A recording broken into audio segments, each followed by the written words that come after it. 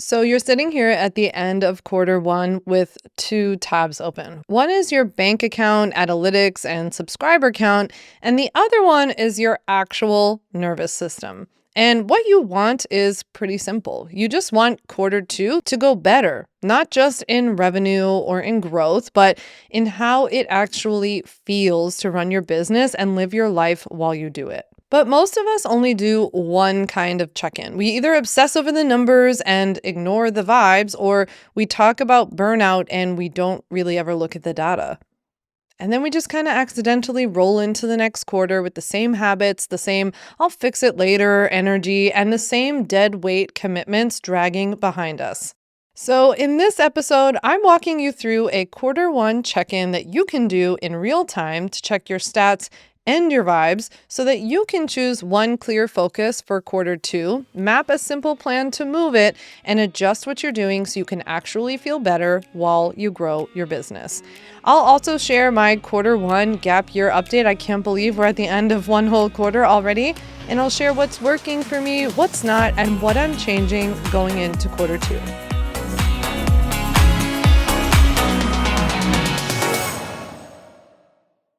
Welcome to On Your Terms. I'm your host, Vander, and On Your Terms is a podcast for online business owners who want to be as present in their lives as profitable in their businesses. And it's pretty hard to do either one of those if we don't ever stop to check in on how things are going. So that's what we're doing today. I also want to make sure that you know I just created something very exciting. If there's something you want me to cover on a future podcast episode, or even in one of my issues of my weekly newsletter, Sam's Sidebar, go ahead and click the submit a question link down below in the show notes to send me a video, a voice note, or even a text. I cannot wait to see what you send me and hopefully feature it on a future episode or issue. All right, so let's hop right in and start doing our quarter one check-in. I'm going to break this quarter one check-in into two parts. We're going to talk about checking in on your stats, some of the hard numbers and data behind your business, and then we'll talk about the vibes, essentially how you're feeling about how things went this quarter. First things first, from a stats perspective, obviously you can look at all the obvious numbers of revenue, subscribers, followers, your click-through rate, your open rate, essentially whatever you're tracking. And if I just said this and you're like, wait a minute, what am I tracking? This is a really good opportunity for you to realize that maybe we lost focus of what exactly we are focused on quarter to quarter in our businesses. Typically speaking, we always want to know what revenue is, right? Because we need cash flow as a business. So that is one number you can't really ignore. You shouldn't really ignore. But after that, it depends on what your focuses are, or even like what social channels essentially you have in your business. So if you have an email newsletter, for example, which I hope you do, then that would be like the subscriber count would be the thing to be looking at. Maybe you're really focused on YouTube, and so you're going to have some YouTube specific stats, or you have a podcast like my podcast, and then you're looking at podcast stats. So of course it applies to whatever you have and whatever you do. One of the most important things is that when you are looking at these numbers, do the best that you can to look at them without mapping on any drama or any stories. For example, like if you pull up your YouTube stats or you pull up your Instagram stats and you're like, oh, well, I didn't grow nearly as much as I thought, or I actually lost some subscribers this month or something like that. Just be careful not to start filling in stories of like, I lost subscribers because clearly when I talk about this thing, it doesn't go well. Or I lost subscribers because I didn't post every day. And the people who are posting every day are the ones that get subscribers. I post 3 times a week and we are gaining a lot of subscribers every single month. So like on Instagram. And so like there are lots of different stories here that do and don't work for different people. The purpose of this exercise, though, is really just to put your like curious scientist hat on and go look at these numbers and be like, that's interesting. You might also have some surprising numbers. Like you might have some surprising numbers that you're like, this is doing a little bit better than I thought, right? Or this is an area that's picking up some steam.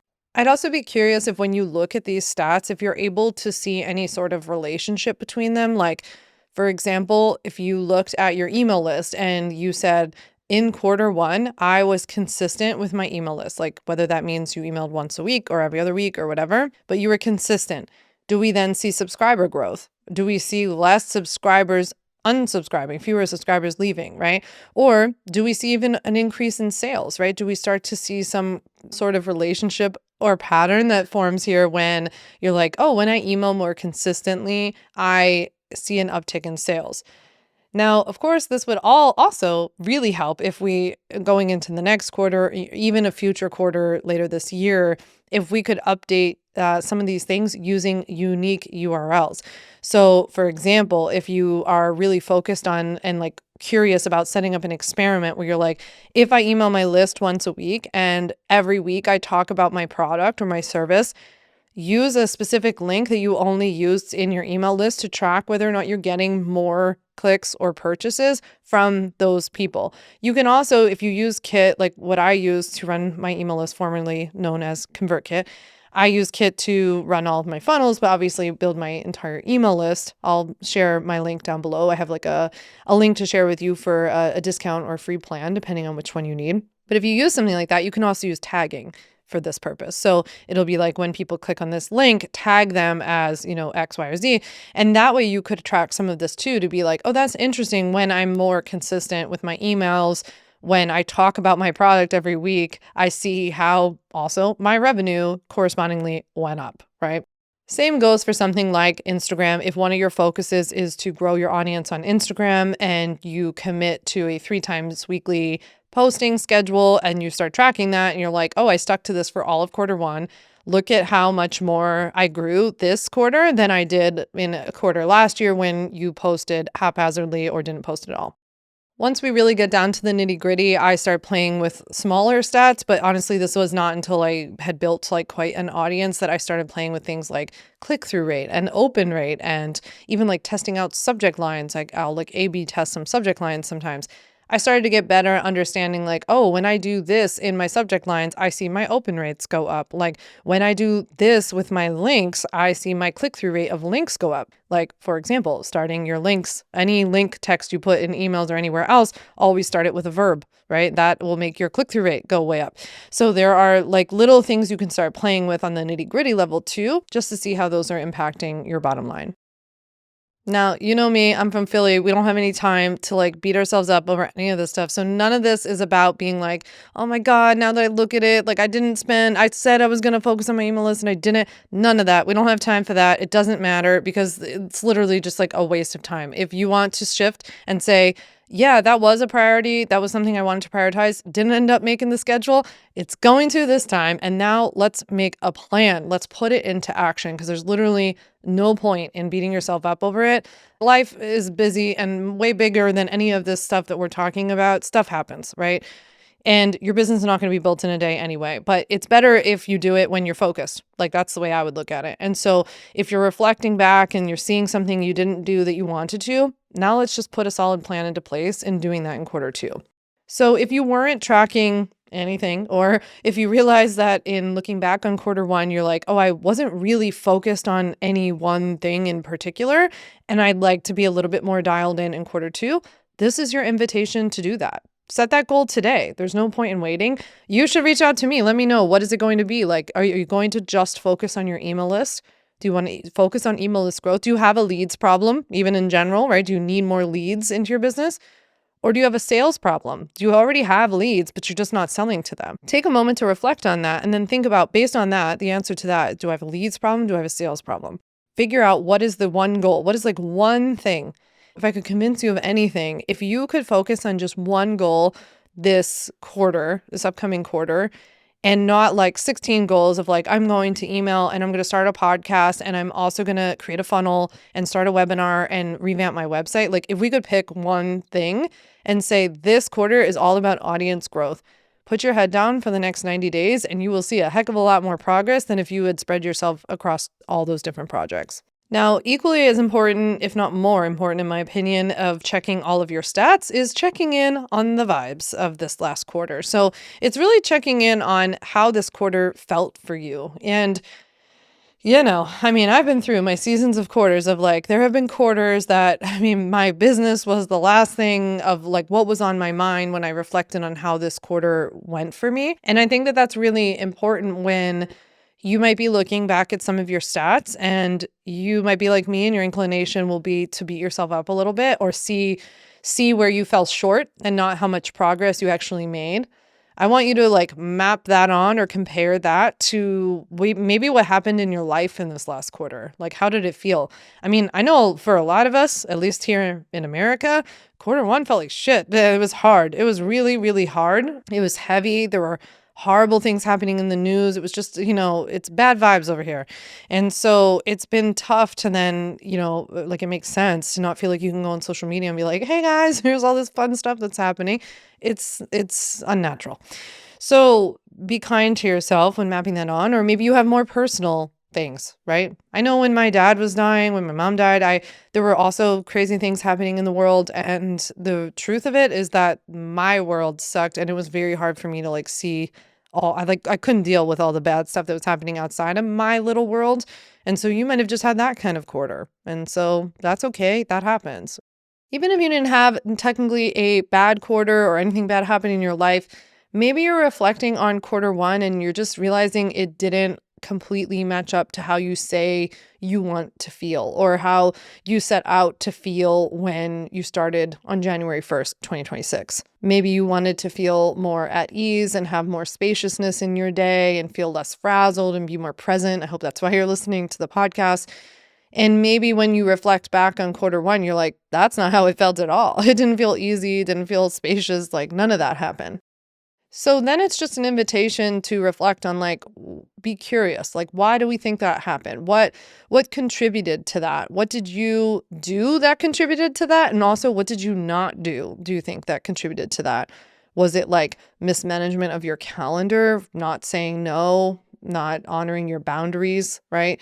There can be so many things that can both either way make like contribute, or things that you're not doing that can really like bring you down and get you off track of how you actually want to feel.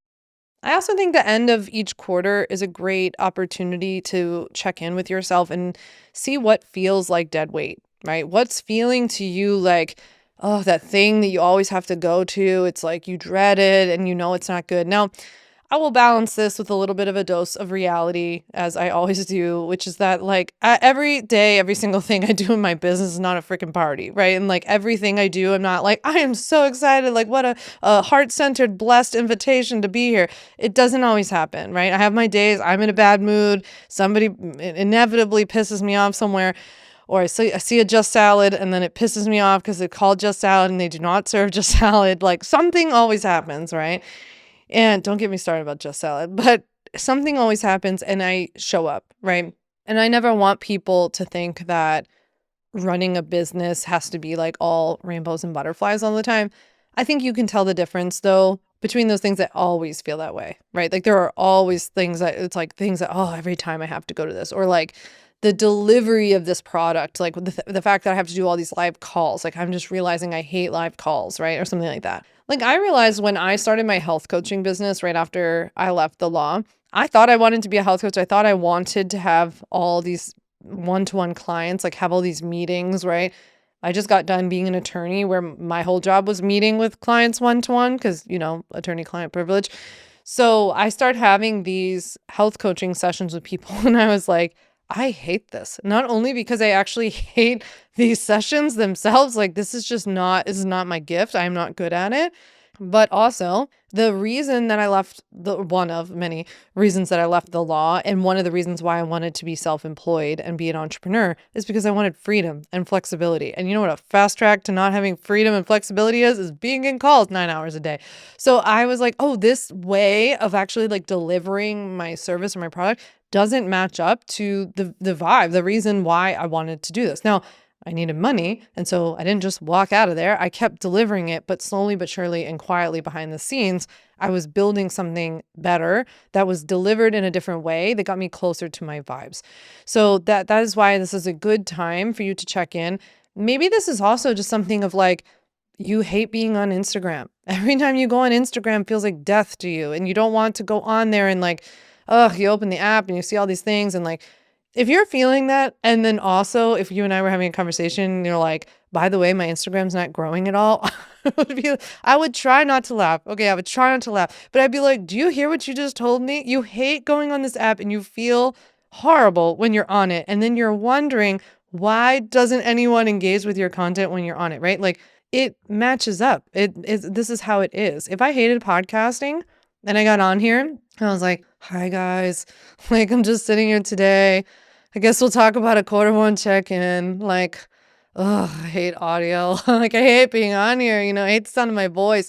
I mean, it's not going to produce very good content. So I think you get the idea, but this applies across your business in terms of what are you doing because you think you should or you have to or you heard somebody say that you're supposed to. That is not, it's just not clicking with you. And then maybe that maps on to the stats that we're seeing and that it's also not working. And so then, like, really, why are we doing it, right? So this is an invitation to figure out what you really do like about your business, delivering your content, marketing your business, and spending the next 3 months doing more of that and less of the stuff that's feeling bad. So far this year, the law has been cracking down on online business. And in my humble opinion, if you're running an online business or plan to start one in the next 6 to 12 months, it's really important to get informed about which legal foundations you need to have in place ASAP. I've got a free legal class that helps you learn how to start an online business the right way. It's called 5 Steps to Legally Protect and Grow Your Online Business. And in it, I'm going to cover the 5 simple steps that you need to take to create a business from scratch or make the one that you've already started legit. Sign up for my free legal class right now by clicking the link down in the show notes or head to my website, samvanderwielen.com. Let's declare this month as the month you'll inform yourself about what you need to have in place. After all, nobody is going to do this for you. You have to do it, I'm sorry to say. And I want to help over 10,000 people this year start an online business before 2026 ends. If you can't find a time that works for you, sign up anyway because I will send you the replay. I'll even send you a private podcast link so you can listen to the replay on the go. So press pause, my friend, click the link in the show notes to register for my free legal class right now. All right, have you done it yet? Because I will literally just sit here and wait for you. I'll have my podcast team insert Jeopardy music while you go sign up. It's that important. Or maybe we'll just have to use crickets because Jeopardy music might be copyright infringement. Or maybe I'll just sit here with some awkward silence. All right, you did it. Good job. I'll see you at class. I can't wait. Now, let's get back to the episode.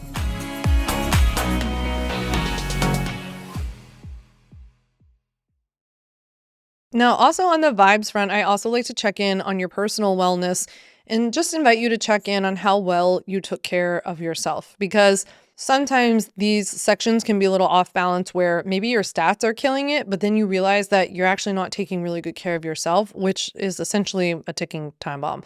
So we don't want to do that. We don't want to lead to burnout. And also for you to build a sustainable, long-term, longevity-filled business, we need you. And we need you to be in good shape, healthy, happy. So we need you to be taking care of your mental health, your physical health, everything.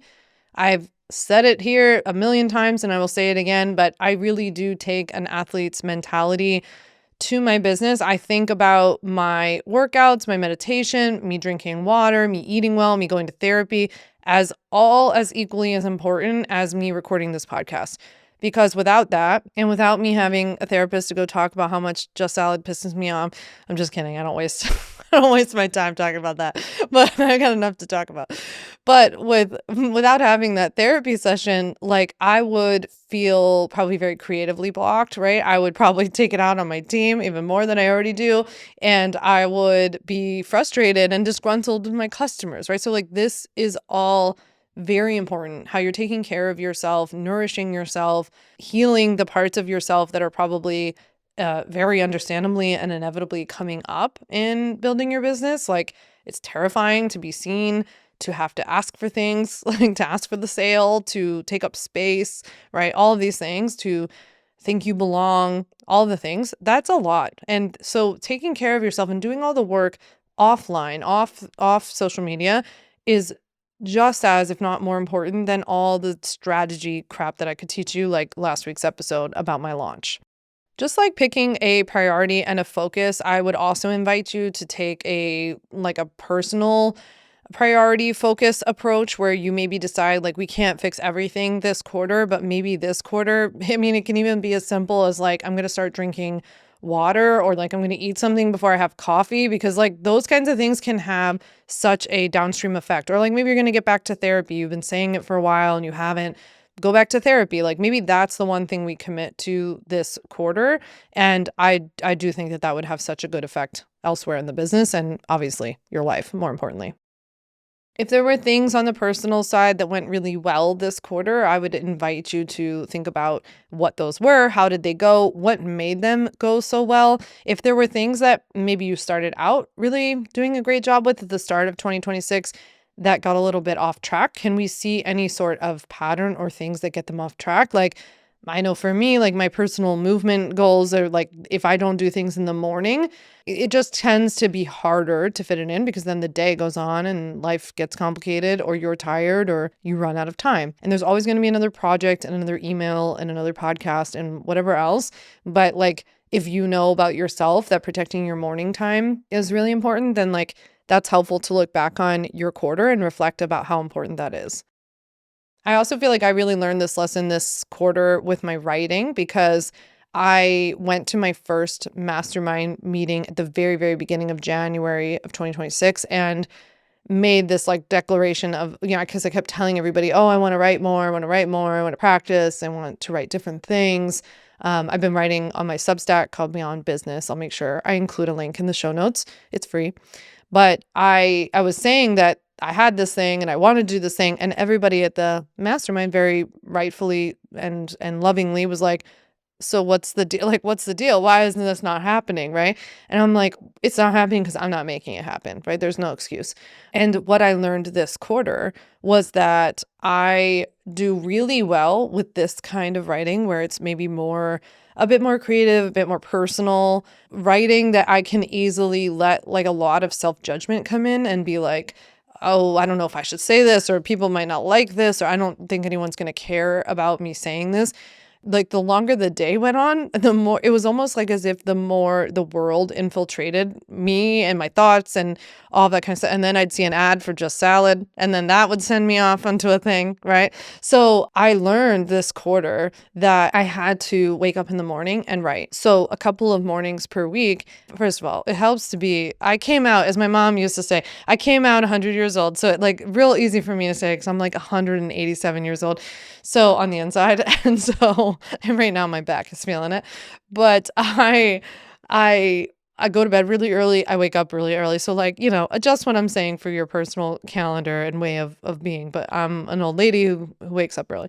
And so I like to come down when it's quiet and it's usually still pitch black out. Personally, I like to do a morning meditation. I love my Peloton meditation. As you know, I talk about it all the time, and I will then write. And because I have the brick, which if you don't know what this is, it's like a little square brick that goes onto you can put it on your refrigerator. It's a magnet. You can put it on anything that's magnetized, but it essentially locks you out of whatever you want from your phone.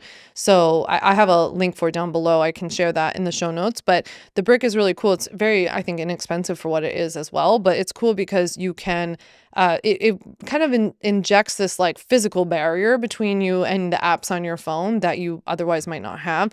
And so that's been very helpful because the brick has a feature where you can also schedule blocks of certain apps. And so I have created a schedule on there called Wind Down. And starting at 8 p.m. until 8 a.m. the next day, I have a certain set of apps that are completely blocked out on my phone. If I want to override it, I got to go to the fridge. I have to go through a couple of steps, tap my phone to it and agree to it to come out of it. So it's kind of annoying. And I think just adding in that little like barrier makes you not use your phone so much. That has been really helping me with this more like creative project that I said I wanted to get to. But frankly, in the past, I would either not prioritize or I would go down some rabbit hole on Instagram, or I'd see something in the news, or I'd get an email that annoyed me. And then I would be like not in the headspace to write about something fun. So yeah, that's been really helping me, but hopefully that serves as like an example of kind of how we can like reprioritize this for ourselves. Now, last but not least, speaking of my Substack, I wrote earlier this year about how 2026 is what I'm considering to be my entrepreneur gap year. And then it was so interesting because like what I ended up starting to hear from people is like, oh, you're taking this year off, or like this is your sabbatical, or like I heard you're not doing anything this year. And I was like, where did everybody get that idea? And that's not what I meant by gap year. So I wrote a follow-up post. I'll link both of these down below in the show notes, but I wrote a follow-up post called I Said Gap Year and Everyone Heard Year Off, because it was like, that was not what I meant at all. But I thought that it was interesting. Anyway, point being that I haven't really talked about this on the podcast, I don't think at all. And I thought that I should talk about it here more. And of course, you can come follow along on my Substack. But in terms of what this year has been like for me, so the goal really was to like not anything new. I have very fortunate to have like a lot of opportunities come my way and like cool things I could do, or I have ideas for like people I could reach out to, or these things I can do. And the goal really for this year was to not do those things for the most part. It was like to run. I have 2 live launches, usually February and October, and I run a sale in the summer that's extremely easy. I run like a 1-day sale at the very end of the year, also extremely easy. And so it was essentially to do that, to like not add on. I'm not coming out with a book this year, so that was already naturally happening. And to really just not add on anything new for myself, because I can be somebody that when things are stable or comfortable, I'm like, there must be something wrong. Like I got to add something. I have to change this. So I really was committed to like, I'm not adding in all this stuff. I've tried to reduce like the number of like meetings and outside calls that I have. For example, I had already committed to this year-long mastermind that I'm in, that I referred to earlier, before I decided the whole gap year situation. But the cool thing about it is that, first of all, I would have probably committed to like a lot of different things. And the positive to already having committed to it was that I love the people that are in it. I already did before we went in, and now I like love all the new people I didn't know. And B is that it kind of gave me focus in a weird way to just be like, this is my thing, right? So when I was saying earlier of like really having that one thing and focusing on it and going deeper on one thing versus spreading yourself thin, this can even apply to stuff like this. Like I'm in this one mastermind. I think there are 18 of us, including myself. It is not an expert-led mastermind. So there is no teaching. There's no like, oh, here's how to run a funnel or something like that. It's none of that. It's like support essentially for us to be in community with one another.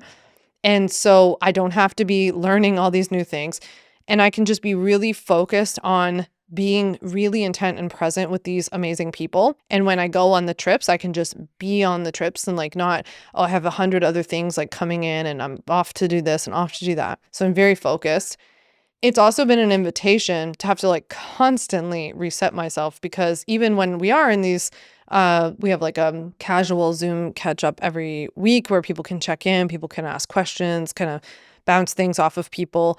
And the way that my brain works is that when I hear other people talking about marketing or growth and this is thing and everybody's got to be doing that, I'm like, fire alarms are going off in my head. Like, I got to go do this, or I have like 300 ideas for how I could do this. And I have to be like, nope, nope, nope, nope, nope. And I've gotten better and better at it almost every week. I can see that when I'm in it, I'm just like, okay, not right now, not right now. I got invited to be a part of a mastermind. It was like a peer-led mastermind that I very painfully declined to be a part of, because it was like huge names, huge people. And I was like, I had all the same fear come up of like, I'm going to miss out on this thing. No one's ever going to ask me again. This is a huge lost opportunity. You're an idiot. I felt bad for saying no. I felt bad for the fact that I was already in another mastermind. So it was making me look bad, but I tried to explain it. I had all this stuff. I stuck to saying no. And just the other day, I saw them post a picture on Instagram of all the women gathered together. And let me just tell you, it was a who's frickin' who of the online business industry. And it was painful. It was painful. And I was like, okay, you said you wanted this. This is what you want. You want the spaciousness. This is important for you. And it like, what an incredible lesson, invitation, opportunity from the universe to be like, oh yeah, like, how about this? And I will not lie, I had a freak out for a couple of hours. And then I pulled myself together and was like, no, I am confident in my decision. I'm confident in what I've done. I'm not in the place to do that right now. Like it's not for me right now, and it's okay. And maybe it'll be for me in the future, maybe it won't. So it's okay, right? We don't have to be a part of everything in order to be valuable, to be worthy, to grow, to change, all of that kind of stuff. In fact, I think one of the things that helped me pull out of this the most, in case it's helpful to you, is that I actually realized in looking at that picture how much being there probably would have damaged me quite a bit, because I would have been there. First of all, would have been the smallest person there by like, the vanity metrics perspective and podcast perspective and all of that and book perspective, just like I am, by the way, in my mastermind, in many respects. But I would have constantly been like, oh, I have to do this thing because that person's doing this thing. I have to, or I would just would have realized like, wow, my podcast is a nothing burger compared to this person's podcast. And like, how is that helpful? How is that helpful, period, let alone how is that helpful in this year that I'm in, right? Where I want the spaciousness, I want the white space in order to kind of see what's next in terms of seeing like, what else do I have to offer besides legal stuff, besides maybe even business. Like when I first went down this path, I thought the point was that I was going to come up with a business idea of like, okay, maybe I won't just sell legal templates, I'll also sell this business thing. And then with even just like an ounce of spaciousness, I was like, maybe it's not even about business either. Like it's kind of the only way that I think of myself. And I see now, even with only a couple of months under my belt into my gap year, that like I also see that I have to be valuable and useful to people all the time in order to be worthy of their attention, of their like them just thinking I'm good enough, right, to exist, period. And so I got lucky that when I started my online business in 2016, 17, that education and value-based businesses were the thing. So like my way of like, here, I can be useful. Let me give you like more and more stuff. And like, let me throw in more and more things for free. And let me sell you this thing. And like, I can give you so much stuff. Do you like me now? Like, am I okay? Am I good to be here? You guys think I'm worthy of being here? So this type of business and that time period worked beautifully.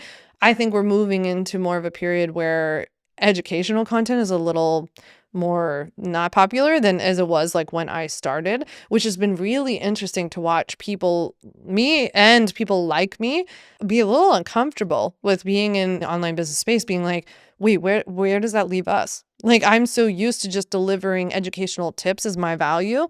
How else can I be valuable?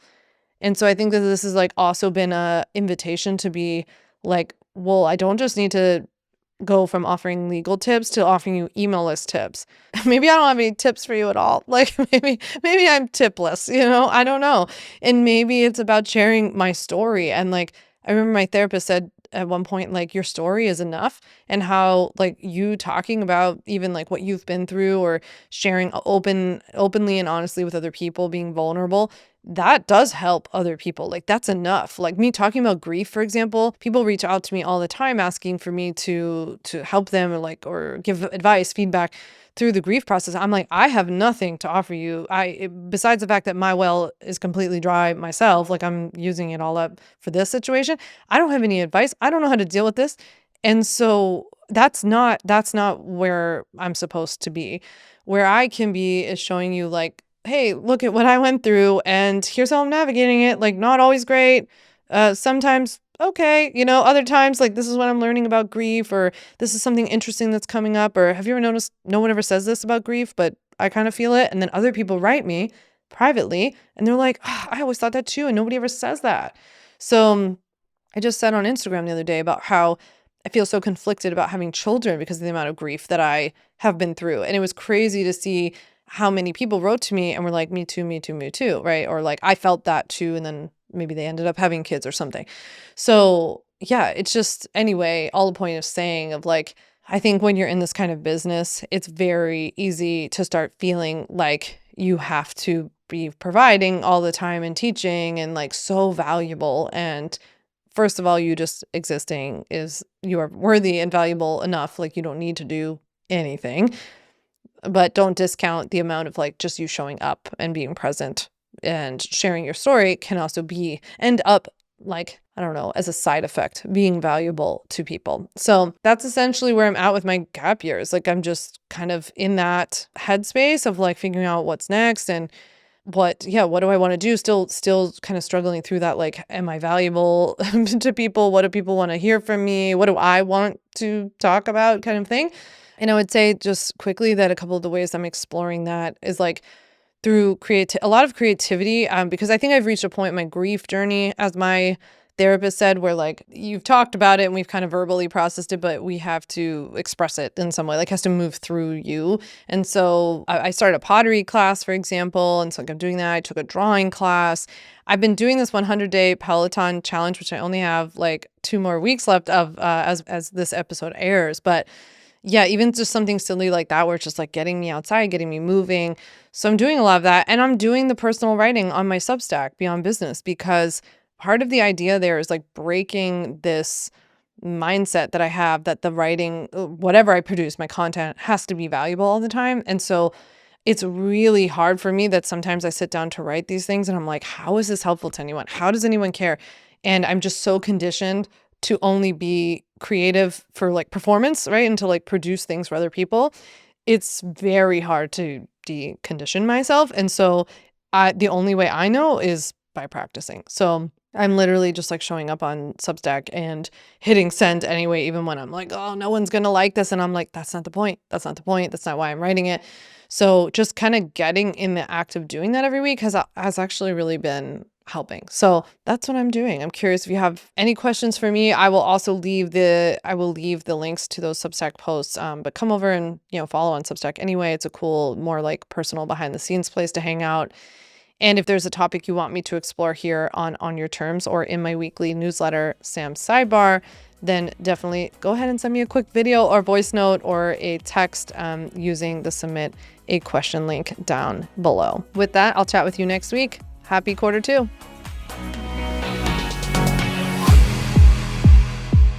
Thanks so much for listening to the On Your Terms podcast. Make sure to follow on Apple Podcasts, Spotify, or wherever you like to listen to podcasts. You can also check out all of our podcast episodes, show notes, links, and more at samvanderwielen.com/podcast. You can learn more about legally protecting your business and take my free legal workshop, 5 Steps to Legally Protect and Grow Your Online Business at samvanderwielen.com. And to stay connected and follow along, follow me on Instagram at samvanderwielen and send me a DM to say hi.